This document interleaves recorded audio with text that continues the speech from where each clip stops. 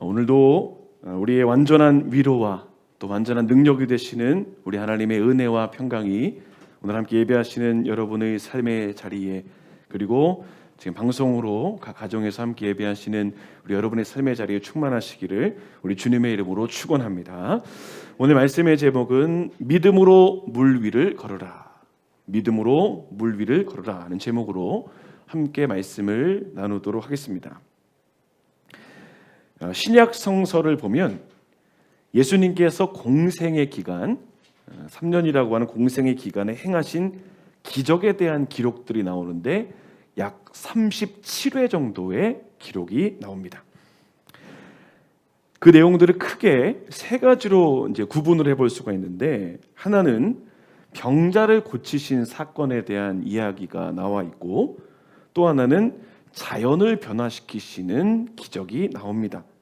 그리고 또 하나 죽은 자를 살리신 사건의 내용들이 크게 예수님의 행하신 기적 가운데 나와 있죠. 자, 오늘 함께 보신 본문의 말씀도 보시면 예수님의 놀라우신 능력이 나오는데 풍랑을 잔잔하게 하신 그 말씀이 나옵니다. 성경 보시면 예수님이 풍랑 잔잔케 하신 내용이 두 번 나오죠. 예수님과 제자들이 함께 배를 타고 가던 중에 예수님이 주무시던 그때 풍랑을 만나고 그 풍랑을 잔잔하게 하신 내용이 나오고, 또 하나가 오늘 본문의 말씀처럼 제자들이 배를 타고 어려움 속에 처해 있을 때 예수님이 물 위를 걸어오시면서 그 모든 풍랑을 잠잠하게 해주신 내용입니다. 여러분, 오늘 본문 말씀 보시면서 어떤 생각이 드셨어요? 제자들만 풍랑을 만나는 게 아니라 지금 내 인생도 풍랑인데, 우리 가정도 풍랑이고 우리 사회도 풍랑인데 이 풍랑이 내 마음에도 있구나. 여러분, 아마 이런 것들을 느끼셨을 겁니다. 지금 우리가 처한 현실의 상황을 보시죠. 어떻습니까? 정치적으로도 풍랑인 것 같고요, 경제적으로도 풍랑입니다. 사회와 가정 모두가 다 이 풍랑을 비껴갈 수가 없더라는 겁니다. 자, 오늘 본문을 보시면 인생에서 일어나는 풍랑으로 제자들이 뭘 겪었다고 합니까? 고난을 당했다 말합니다. 고난. 여러분, 우리가 살아가면서 인생이 풍랑이 없으면 참 좋겠죠. 그런데 풍랑을 다 만납니다. 나도 모르는 사이에 바람처럼 온다는 거죠. 눈에 보이면 대비라도 하겠지만 여러분, 바람은 눈에 보이지 않죠. 바람처럼 인생의 풍랑이 우리 가운데 갑자기 찾아올 수 있음을 이야기합니다. 자, 우리가 송구영 신예배 시작하면서 하나님 믿음으로 살겠습니다, 은혜로 살겠습니다, 능력으로 살겠습니다 다짐을 많이 했지만 예상하지 못한 인생의 바람이 그렇게 일으키는 풍랑, 어쩌면 지금 그런 풍랑 가운데 계신 분들이 분명히 계실지 모르겠습니다. 여러분, 오늘 고난으로 깊은 절망 가운데 있던 제자들에게 위로해 주시고 힘이 되어 주셨던 예수님께서 오늘 우리 가정에 또 우리 공동체에 여러분의 삶의 자리에 임하셔서 다시 한번 위로하시고 소망 주시는 은혜가 함께 하시기를 주님의 이름으로 축원합니다. 오늘 풍랑 가운데 있던 제자들에게 오늘 주님께서 오셔서 어떤 메시지를 주시는가, 오늘 말씀을 통해서 우리에게 주시고자 하는 영적인 교훈과 은혜를 나누겠습니다.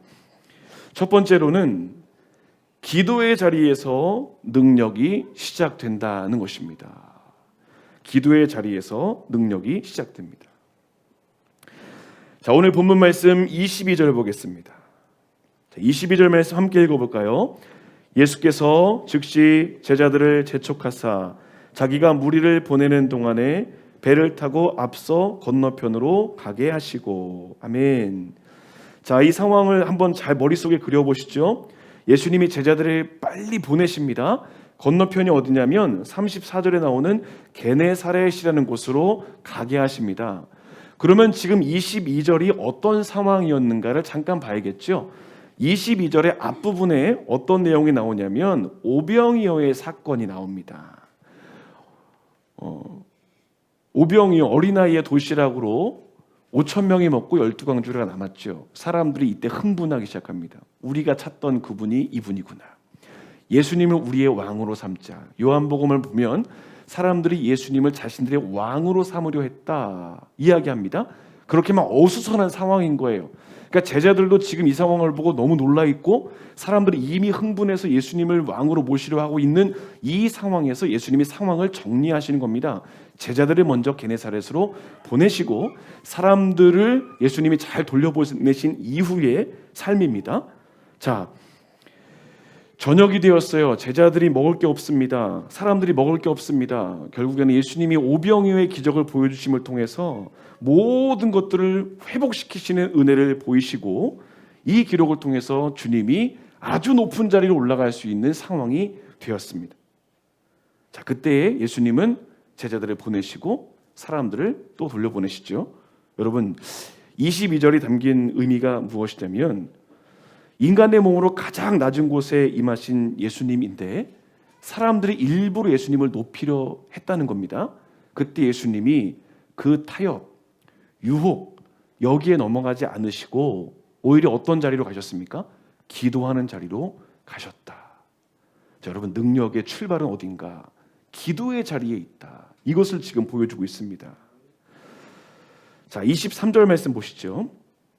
무리를 보내신 후에 기도하러 따로 산에 올라가십니다. 사람들의 환호, 그런 거, 성공, 명예, 이 유혹 이것을 주님이 기도로 이겨내신 거죠. 여러분 23절 보시면 예수님이 따로 산에 오르셨다라는 내용이 나와 있죠. 여기 올라가셨다라는 표현의 그 태도를 보니까 능동태입니다. 그러니까 예수님이 적극적으로 본인의 의지를 가지고 올라가신 거예요. 여러분, 예수님의 능력이 어디에서 출발하는가 보았더니 바로 기도의 자리에 있었구나. 이것을 오늘 깨닫게 합니다. 예수님께서 보여주신 기도의 모습을 통해 우리가 깨닫게 되는 내용이 있죠. 우리 인생에도 유혹이 있습니다. 타협이 찾아오죠. 그럼 이런 것들을 어떻게 이겨내야 될 것인가? 절대로 우리의 능력으로만 이겨낼 수 없음을 보여주고 있습니다. 어디서요? 기도의 자리에서. 유혹을 이기는 겁니다. 세상의 공격, 타협, 이거 기도의 자리에 있을 때 이겨낼 수 있는 힘을 얻게 되는 겁니다. 제가 지난주 금요일에 우리 경기연회에서 진행하는 비전 세미나 참여하러 동탄에 갔다 왔습니다. 동탄의 시원교회라고요. 하근수 감독님께서 이제 담임하시는 교회인데 강사로 오신 분들이 핵심적으로 계속 공통적으로 강조하신 것 가운데 하나가 뭐냐면 기본입니다. 기본.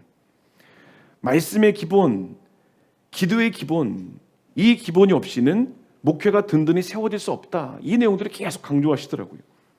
여러분, 오늘 본문이 똑같습니다. 예수님께서 그 놀라운 일들을 행하셨던 그 근원이 뭐냐? 기본입니다. 무슨 기본인가요? 기도의 기본. 그 기도에서 모든 것이 출발하더라는 겁니다. 누가복음 4장을 보면 예수님이 광야에서 마귀의 시험을 받으실 때 말씀으로 물리치시죠. 그런데 성경은 그 다음의 내용을 이렇게 기록합니다. 마귀가 모든 시험을 다 한 후에 뭐라고 합니까? 얼마 동안 떠나니라. 예수님을 완전히 떠난 게 아니에요. 얼마 동안 떠났어요. 그리고 떠나 있다가 오늘 이 오병이어의 사건에서 다시 등장해가지고 예수님 유혹하는 겁니다. 왕으로, 성공으로, 유명한 곳으로 다시 나타나서 공격하죠. 그때 예수님이 어떻게 하십니까? 기도의 자리에서 과감하게 낮아지심을 통해서 그 유혹을 이겨내십니다. 여러분, 오늘 이 말씀을 통해서 우리가 깨닫게 되는 게 있죠. 영적으로 우리가 항상 영적으로 깨어있지 않으면 마귀에게 잡혀먹을 수밖에 없다는 겁니다. 자, 베드로전서 5장 8절 말씀 함께 읽어보겠습니다. 근신하라, 깨어라. 너희 대적 마귀가 우는 사자같이 두루 다니며 삼킬 자를 찾나니. 제가 좋아하는 TV 프로그램 가운데 하나가 이제 동물의 왕국인데요. 이제 아이들도 계속 보여줍니다. 그걸 보면 그 맹수가 사냥할 때의 모습, 여러분 한두 번쯤 보신 적 있으시죠? 자세를 완전히 낮추고 숨소리도 나지 않게 하고요. 옆에 있는 숯불이 지나가는데도 그 소리를 들리지 않게 합니다. 그리고 결정적인 한 방에 탁 물어채죠. 그 모습 볼 때마다 이 말씀이 항상 생각이 나요. 지금 어디선가 원수 마귀가, 귀신의 역사가 우리에게 이렇게 지금 도사리고 있겠구나. 가장 가까운 곳에 있을지도 모르겠구나. 여러분, 오늘 이런 사단의 공격에서 이길 수 있는 힘이 어디 있습니까? 다른 거 없습니다. 영적으로 바로서는 기도의 자리. 그 기도가 살아있을 때 하나님의 놀라운 영광을 경험하게 되는 줄로 믿습니다. 오늘 예수님이 보여주신 기도의 본이 필요합니다. 능동적인 기도의 몸부림. 중요한 것은 능동적인 기도입니다. 하나님의 능력 안에서 사탄의 공격을 이겨내는 거죠. 여러분, 오늘 본문의 시작을 보세요.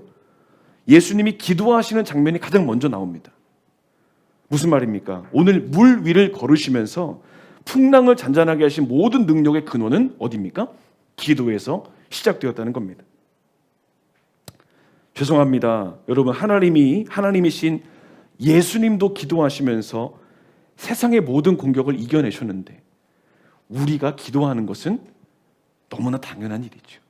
너무나 당연한 일입니다. 토저 목사님이 기도에 관해서 이렇게 말씀하셨습니다. 기도는 우리의 매일의 일과이며 습관이며 사명이다. 일과이고 습관이고 사명이다. 여러분, 무슨 습관으로 살아가십니까? 우리에게 기도의 습관이 있어야 됩니다. 종교개혁을 이루었던 마틴 루터가 어떻게 그것을 이룰 수 있었을까요? 기도에서 출발했습니다. 존 웨슬리 목사님도 매일 규칙적인 기도, 자기 성찰, 이것이 있을 때 성화의 단계에 이를 수 있다 말씀하셨습니다. 중요한 포인트는 하나님의 능력, 하나님의 은혜는 몇 번의 기도로 단번에 이루어지는 게 절대로 아니라는 겁니다. 응답에 대한 소망을 품고 꾸준히 기도할 때 하나님의 응답의 역사를 누리게 되는 줄로 믿습니다. 여러분, 아직 연초예요. 우리에게 필요한 습관이 있다면 꾸준히 주님께 기도하는 습관이 필요한 거죠. 예를 하나 들어볼까요? 이제 겨울철이니까 대부분 온수 많이 쓰시죠. 여러분, 온수 쓰실 때 수도 핸들을 온수로 물을 딱 틀으면 바로 온수가 나오던가요? 물론 뭐 쩔쩔 그렇게 사시는 분들은 그렇게 하게, 보통은 물을 틀면 온수가 바로 안 나옵니다. 그렇지만 온수가 이미 시작되었죠. 물의 근원에서 온수가 시작된 거예요. 그 온수가 나오는 그 시간까지 기다리는 겁니다. 기도가 뭐냐? 바로 이런 겁니다. 응답의 시간까지 끝까지 인내하고 꾸준히 그 시간을 받아내는 것, 이게 바로 기도의 모습이라는 거죠. 여러분, 바로 응답되면 얼마나 좋겠습니까? 그러나 우리가 꾸준히 하나님께 기도할 때 그 기도의 기본을 통해서 능력이 나타나고 응답을 받게 되는 놀라운 역사를 이루게 될 줄로 믿습니다. 여러분, 이번 한 주 계속되어지는 기도의 몸부림, 굳이 뭐 교회에 오셔서 기도하세요 이게 아니라 어디서든지 내가 기도의 단을 쌓으면서 하나님을 찾고 하나님과 교제하는 그 기도의 몸부림이 있을 때 놀랍게 역사하시는 하나님의 은혜를 경험하게 될 줄로 믿습니다.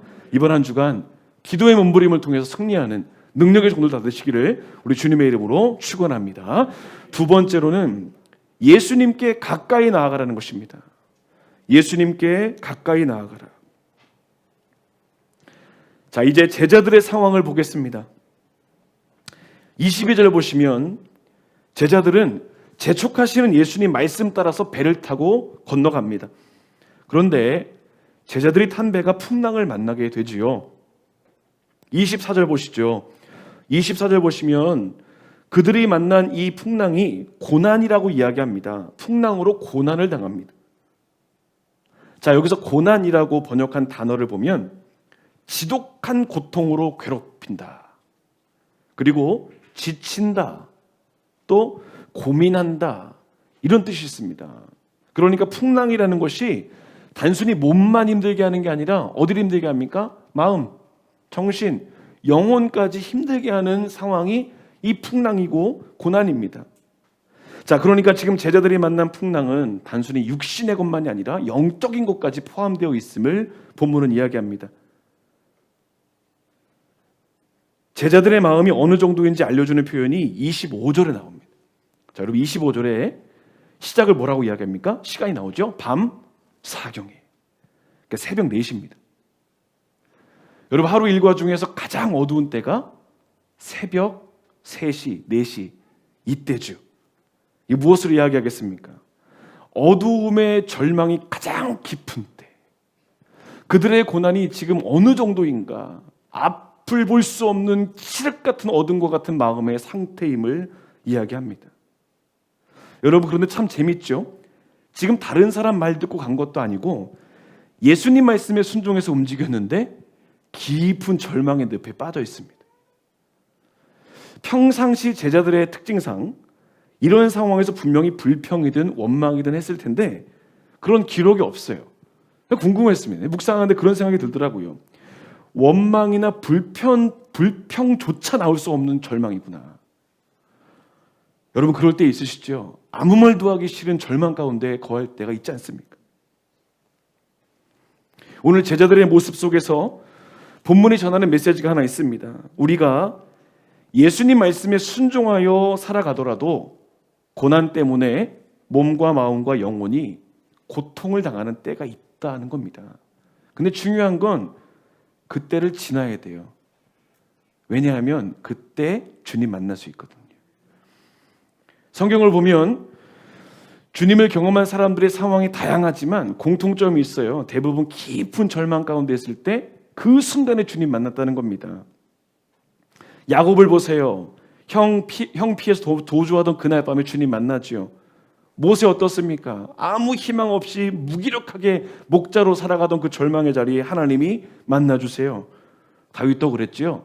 사울의 추격받던 그 어느 날 밤 내 영혼이 주님만 찬양합니다 할 때 주님이 그를 위로해 주십니다. 바울 사도 역시 그랬습니다.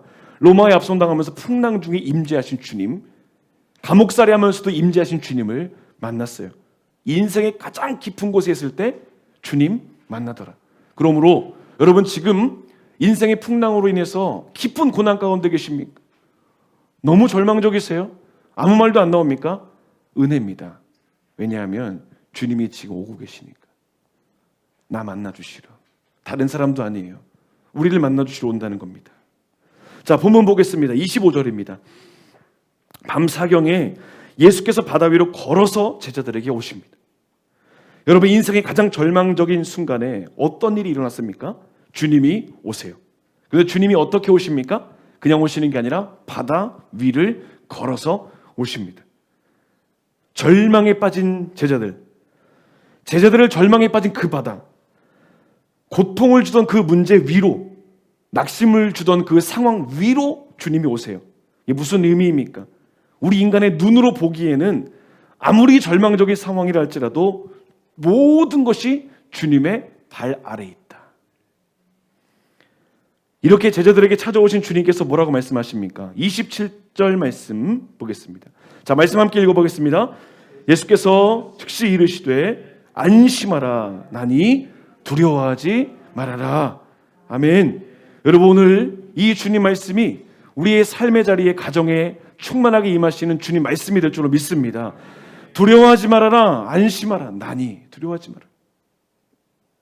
여러분 여기서 나라고 표현한 이 원어 나니 여기 한번 표시해 보세요. 이게 어떤 단어냐면 하나님을 상징하는 단어입니다. 하나님. 무슨 말입니까? 나다 이거는 내가 하나님이다 이 말은 온 천지 만물을 지은 하나님이 지금 이 자리에 계셔. 지금 이 풍랑도 하나님의 발 아래 있어. 하나님의 손 안에 있어. 너희들의 두려움도 하나님의 손 안에 있어. 그러니 두려워하지 말아라. 주님 말씀하십니다. 여러분 아무리 깊은 절망, 커다란 낙심의 상황이 있다 할지라도 모든 것을 주관하시는 주님께서 그 모든 상황에서 우리에게 평안으로 함께 하시게 될 줄도 믿습니다. 여러분 지금 어떤 상황 가운데 계십니까? 문제 위를 걸어오시는 주님을 바라보는 겁니다.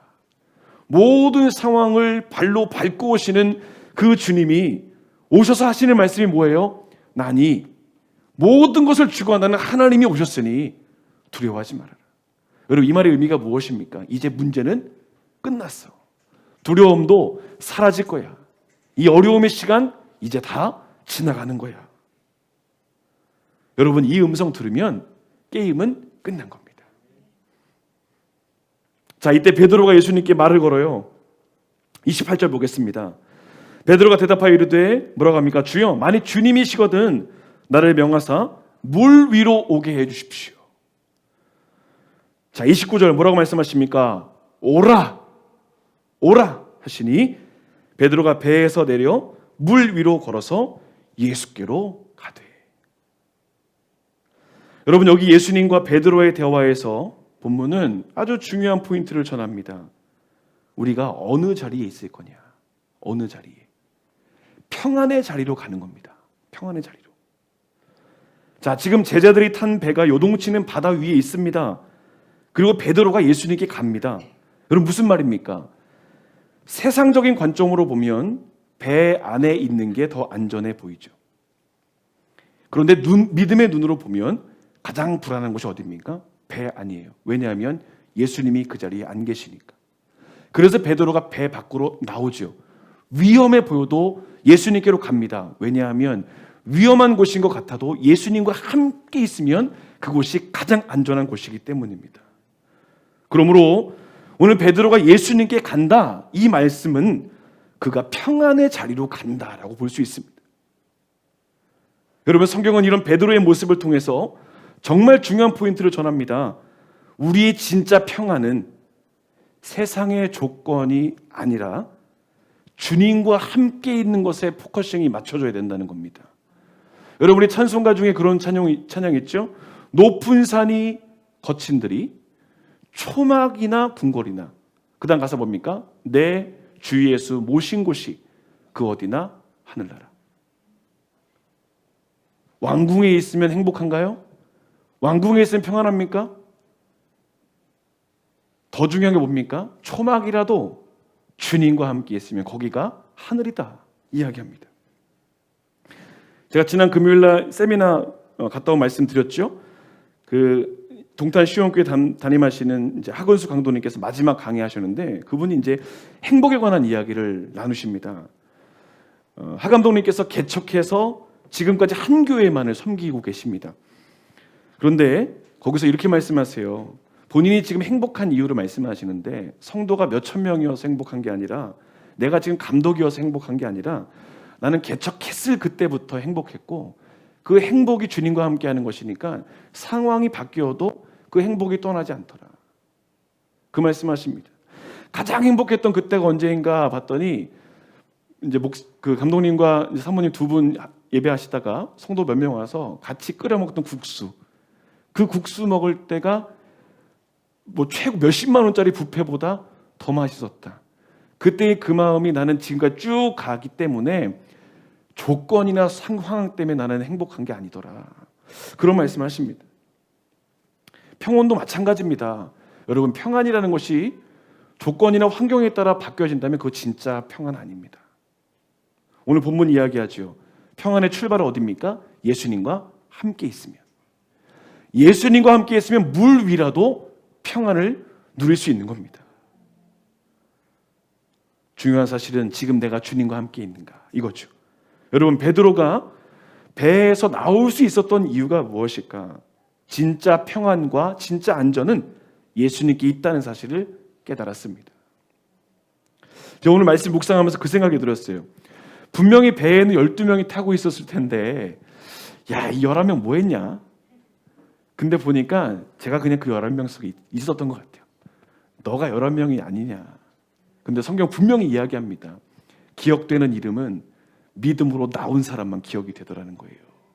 여러분, 베드로와 같이 배 밖으로 나와서 평안의 자리로 갈 수 있는 결단, 올해에는 우리의 상황이 요동치는 풍랑 같고 또 파도가 너무 높아서 힘들어도 예수님께 과감하게 갈 수 있는, 가까이 갈 수 있는 과감한 믿음, 그 믿음을 통해서 하나님께서 허락하신 평안 다 받아 누릴 수 있는 귀하고 복된 삶이 되시기를 우리 주님의 이름으로 축원합니다. 마지막 세 번째로는 상황보다 크신 하나님을 바라보라 하는 것입니다. 상황보다 크신 하나님을 바라보라. 자, 이제 30절 말씀 보겠습니다. 베드로가 예수님 말씀 듣고 물 밖으로 나왔어요. 배 밖으로 나왔어요. 그런데 어떤 상황이 벌어집니까? 바람을 보고 라고 합니다. 바람을 보고. 베드로가 바람을 봤다는 것은 상황을 봤다는 거예요. 그를 어렵게 했던 상황, 그를 짓눌렀던 그 상황을 다시 본 겁니다. 여러분, 바람이 제자들에게 준 게 무엇입니까? 두려움, 절망, 낙심, 고난이었죠. 베드로가 잘 나가다가 현실을 봐요. 의심이 생깁니다. 다른 말로 하면 예수님 바라보는 집중력이 떨어진 겁니다. 여러분, 우리 인생이 실패하고 넘어지는 이유가 뭔가 봤더니 예수님을 향한 시선이 흔들릴 때 보면 우리의 인생도 흔들리는 경험들을 하더라는 겁니다. 그런데 여러분, 사실 오늘 베드로의 입장에서 이 바람을 보았다라는 것은 단순히 왜 이렇게 믿음이 약해 이럴 문제가 아닌 거예요. 우리랑 똑같은 거거든요. 여러분, 왜 그러냐면 베드로의 직업이 뭐였습니까? 어부였어요. 여러분, 어업을 본인의 어부로 살아가는 사람에게 이 바람이라는 게 사실은 엄청나게 중요한 포인트이지요. 여러분, 트라우마라는 말이 있잖아요. 여러분, 혹시 트라우마와 같은 예민하게 반응하는 것들이 있으십니까? 제가 아는 어떤 형제는 어린 시절에 닭에게 한번 쪼였거든요.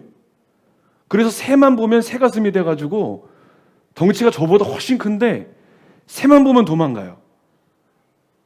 그런 사람도 있어요. 여러분, 그런 맥락에서 오늘 어부 출신인 베드로에게 바람이라는 게 어떤 존재였을까 한번 생각해 보시죠. 그 옛날 어부로 살아갈 때 출항했다가 어쩌면 바람 때문에 목숨이 잃을 뻔한 그런 경험이 그에게 있지 않았을까요? 그래서 심한 바람이 불 때마다 극심한 고통으로 시달렸을지도 있습니다. 베드로에게 바람은 뭘 다 큰 어른이 바람 때문에 이게 아니라 그의 정말 큰 두려움과 상처가 될 수 있습니다. 여러분, 이런 한계를 가지고 있던 베드로가 바람을 봤어요. 바람이 무너지는 거 어쩌면 당연한 것일지도 모릅니다. 자신도 모르게 순간 예수님에게 집중하지 못하고 두려워 떨다가 물에 빠지죠. 제가 이제 인천에서 목회할 때 정말 힘들었던 것 가운데 하나가 뭐냐면 이 바람이었습니다. 여러분, 이제 18년도, 19년도, 20년도에 유독 우리나라에 그 바람을 동반한 태풍이 많이 왔었어요.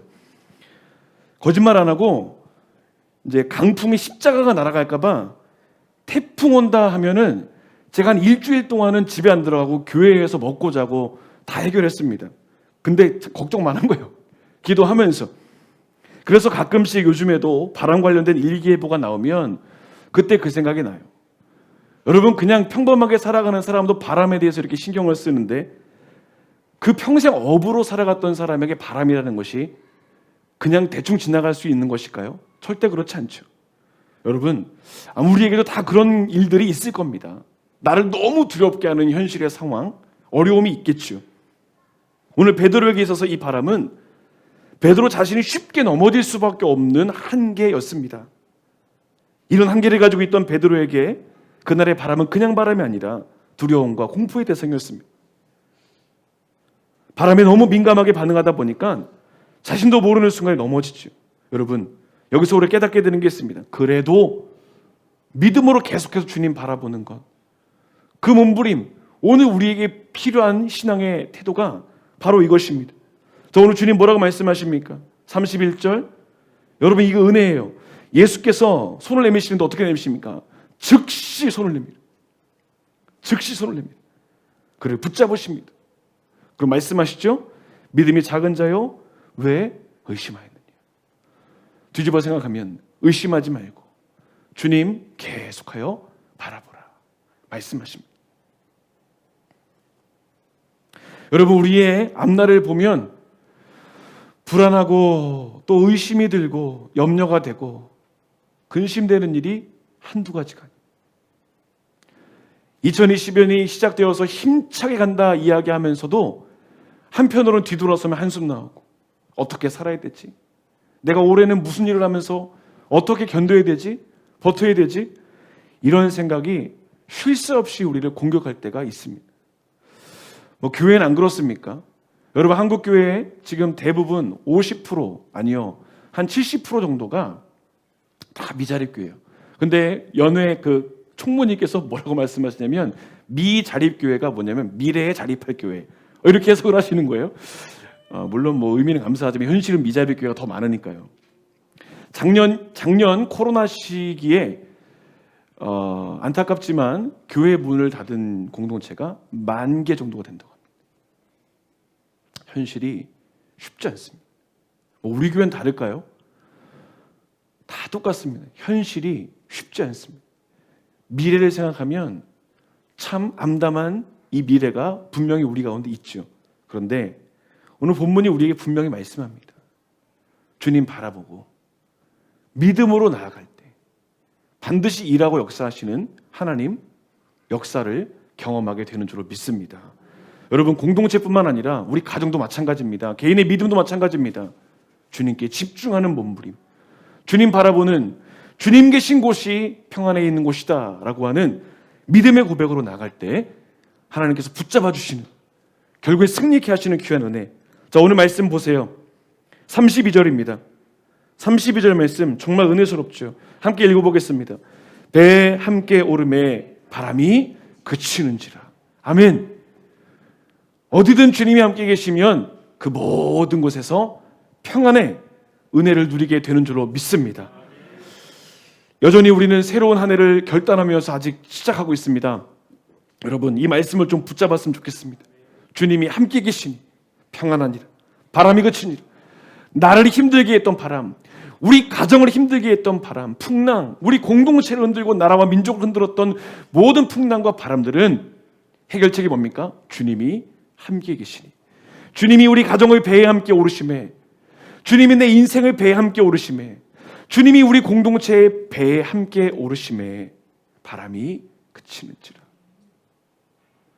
모든 풍랑을 잠잠케 하시는 주님의 능력, 여러분 다시 한번 이번 한 주간 그 주님의 능력을 붙잡으시면서 주님, 내 흔들리는 인생의 배에 함께 해주십시오.